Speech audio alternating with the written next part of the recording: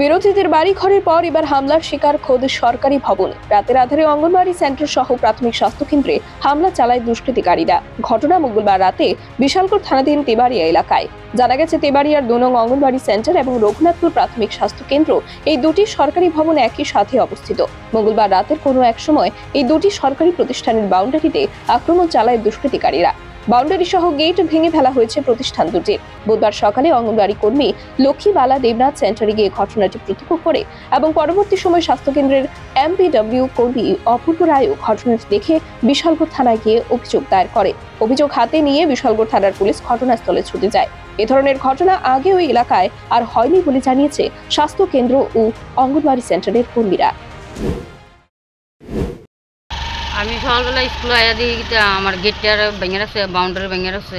এখন তালাটা ভিতরে ঢুকতে পারছে না, কেটা কিটা করছে এটা ধর আমি কইতে পারি না। 2 নং টাবার এডব্লিউসি সকালবেলা আমি স্কুলে আয়া দিয়ে। এটা কি স্কুল? এটা 2 নং টাবার এডব্লিউসি অঙ্গনওয়াড়ি কেন্দ্র আর কি। অঙ্গনওয়াড়ি কেন্দ্র।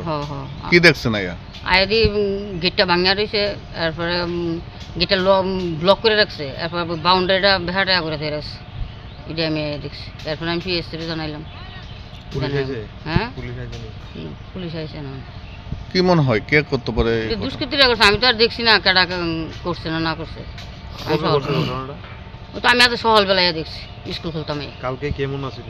না, কালকে এমন আসলো না, কালকে ভালো আসলো। আমি টালা দিয়ে গেছি। আপনার নাম? আমার নাম লক্ষ্মীবালা দেবনাথ। আপনি কি দিতে আছেন? আমি অঙ্গনওয়াড়ি দিদিমণি। ব্যুরো রিপোর্ট, খবরের প্রতিবাদ।